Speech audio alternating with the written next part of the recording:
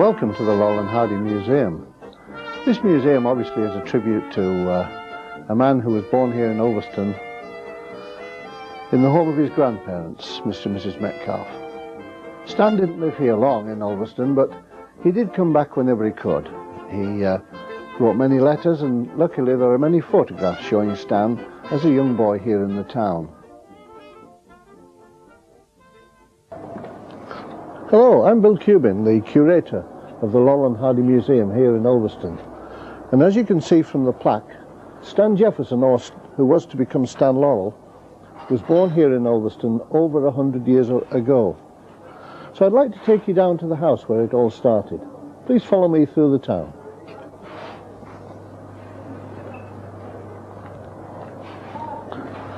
The house where Stan was born is only a short walk from the museum. The museum itself is situated in the town centre, just off King Street, in fact in Upper Brook Street.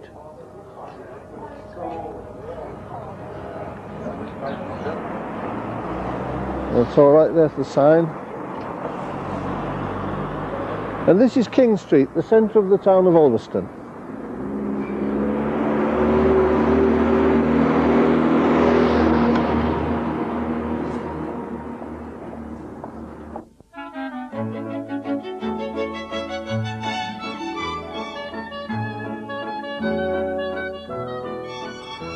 Well, if it isn't Stanley himself. Hello, Stanley. How are you doing? Come on, let's sit you on the wall. Well, this is where it all started.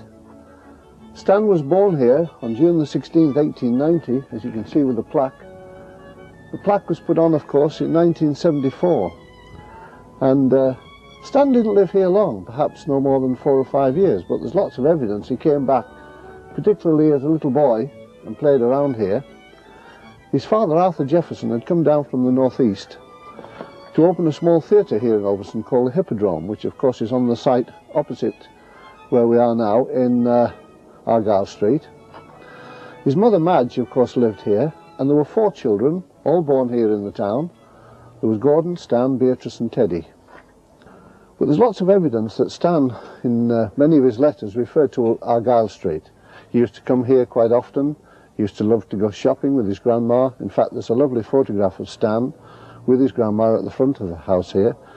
But I think you'll find that there are people coming from all over the world now to see the little house where it all started over 100 years ago.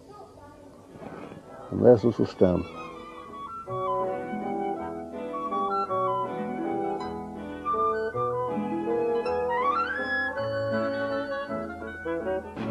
This is Argyle Street. It's only a short street, and of course it originally was called Foundry Cottages. In fact, where these new houses are now is the original site of the foundry which gave the street its name. And of course, directly opposite here is the site of the small theatre that Stan Laurel's father had, Arthur Jefferson.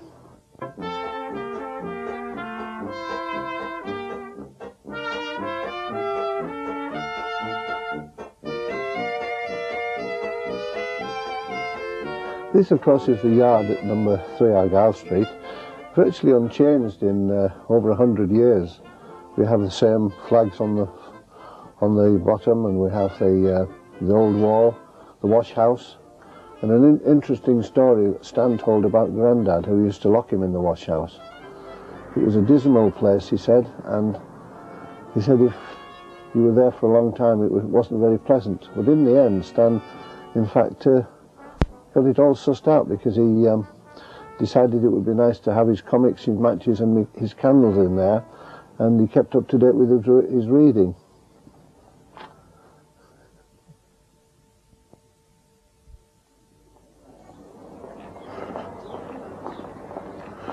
This is the old bank clock where Stan's grandfather, in fact, used to climb up every day to wind up the clock with a rope.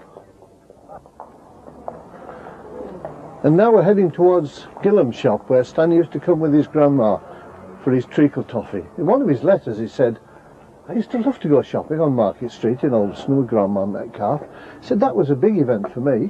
She used to buy me Beer's treacle toffee, and it sure was good. And this is the little shop that Stan visited with his grandma. very much unchanged for many hundreds of years.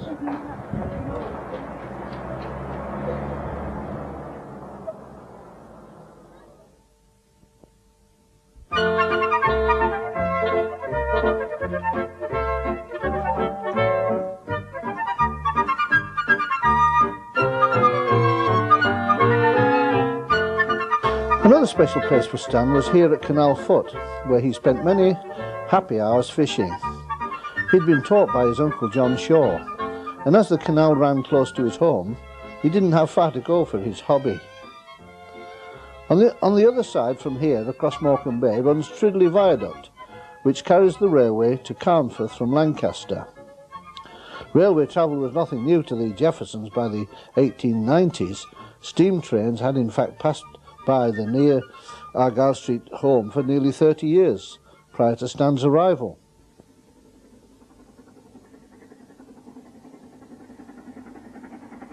One particular train journey shows how Stan's love of mischief reached a peak.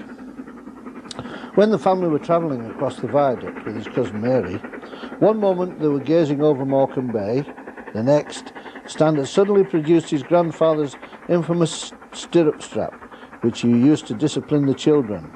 In great defiance of what the strap symbolised, Stan flung it out of the window into the bay. Unfortunately, Stan's efforts were wasted, as Grandma had more than one stirrup strap, and as a result, young Stanley was banished to the dark, dismal washhouse in the backyard as punishment.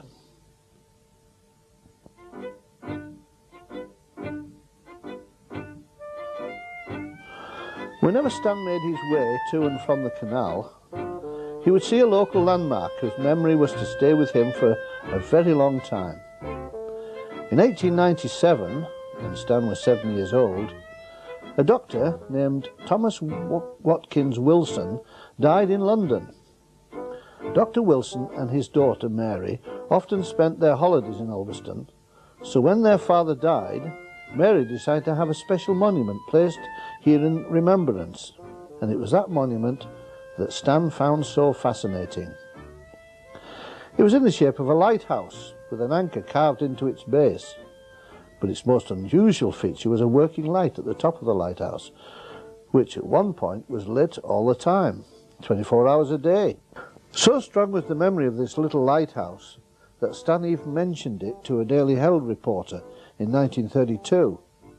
Stan was gazing up at his name in lights above a theatre in London's Leicester Square when he said, "It looks great, but kind of wasteful. But you should see the lighthouse in the graveyard at Ulveston in Lancashire where I was born. They put it up when I was a kid, a tombstone with a light on top. It was the 8th wonder of the world to me. Ever since then, it's been my ambition to have a tombstone like that, but the memorial wasn't the only lighthouse that Stan knew from his birthplace." This, of course, is one of Stan Laurel's, or as he was, Arthur Stanley Jefferson's favourite place to play. In many of his letters he talked about Hode. Easter time, of course, rolling his eggs down the hill, but I think this was the favourite place for the children of the town of Ulveston to play. And there's lots of evidence from, certainly from letters in the past, that Stan really enjoyed coming here. This, of course, is a monument to Sir John Barrow, the Arctic explorer, and it's interesting that it's a lighthouse 3 miles from the sea. But of course Sir John Barrow wrote the log for the voyage of the Mutiny on the Bounty, which of course led to the film and of course great fame for Fletcher Christian and all his crew. But this was certainly a very wonderful place for Stan. Arthur Stanley Jefferson, as a little boy, he played here very often. From the viaduct we can see, as we pan round further left, in the distance, the snow on the hills of Yorkshire, the Yorkshire Dales. It's interesting that Stan's grandparents, Mr. and Mrs. Metcalfe, came from the Yorkshire Dales down to Ulveston and started, his father started a little business in Ulveston as a cobbler. Also, of course, further round as we look, we can see the start of the Lakeland Hills. The Lake District, of course, is right on the doorstep, and within 10 minutes drive of Ulveston you can be at Coniston Lake. It's a wonderful view today, particularly with the snow on the hills. The Jefferson family returned to Bishop Auckland in early 1895, but Stan remained in Ulveston with his grandparents for 2 years, only seeing his parents on brief visits there until he was 6. He also spent most of his school holidays with Grandpa and Grandma Metcalfe, occasionally also visiting his aunt and Uncle Shaw in Surrey. By 1897, AJ was manager of the Theatre Royal in North Shields and moved in with Madge to number 8 Dockery Square. AJ was also busy writing more plays and even found time to travel all over the country managing various different touring companies. At that point, Stan finally broke away from his beloved Ulveston to attend boarding school in Bishop Auckland.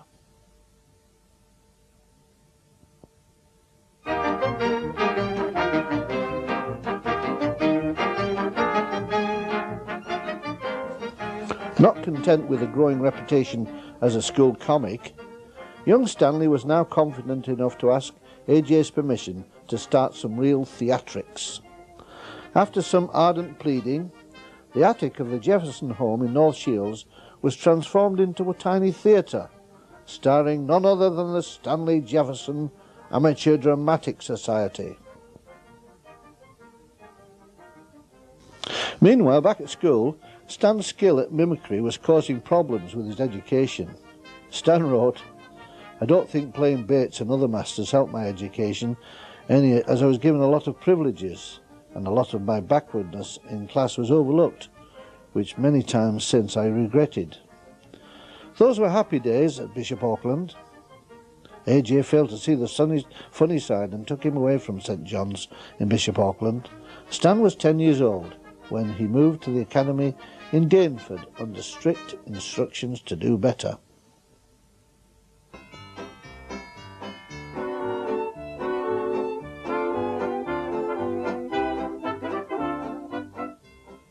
A few months after Stan's transfer to Gainford, AJ, Stan's father, took over management of the prestigious Metropole Theatre in Glasgow, so the whole family moved up to the city to make a new start together.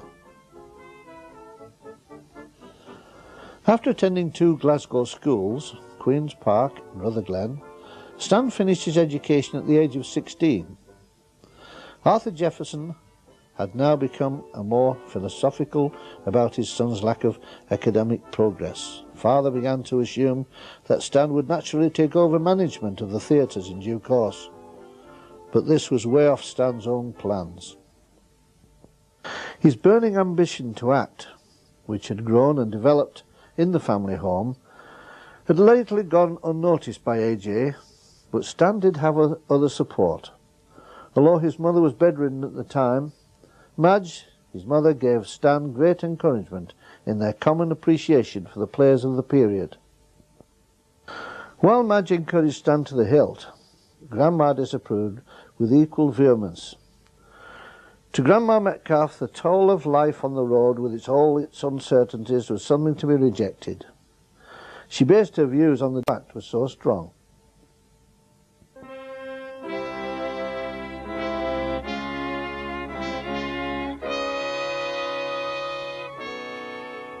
While the Metropole went from strength to strength under AJ's direction and management, his wife died after a long illness in 1908. She was buried in Glasgow Cathcart Cemetery. She was sorely missed by many of the theatrical profession, colleagues and fans alike. After the blow of Madge's death, AJ took a greater, more dedicated interest in his son's developing career.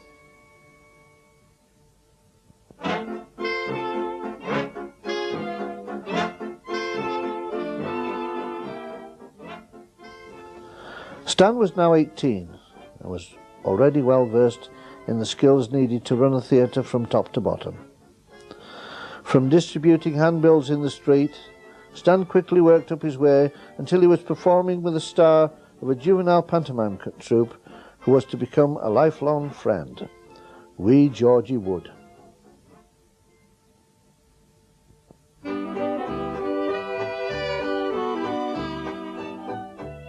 After some hard work on Stan's part, AJ stepped in to find the big break his son had been waiting for.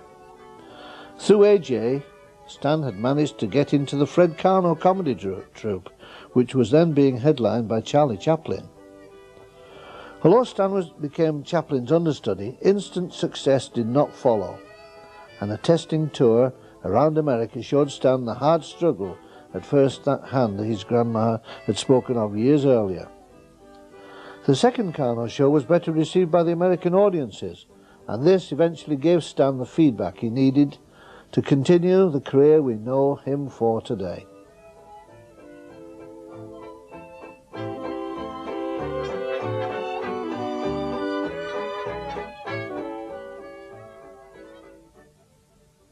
Fred Karno's circus, Fred Karno's army. Everybody in the world has heard of Fred Karno's comedians. They never fought, but they made people laugh, and Stan, of course, was part of that laughter. I think he was a fantastic chap. He left here to go to America and, of course, made his fortune in films. And so I'm sure that everybody in the world remembers the wonderful world of Laurel and Hardy. And remember, it all started here in this little town of Ulveston many, many years ago.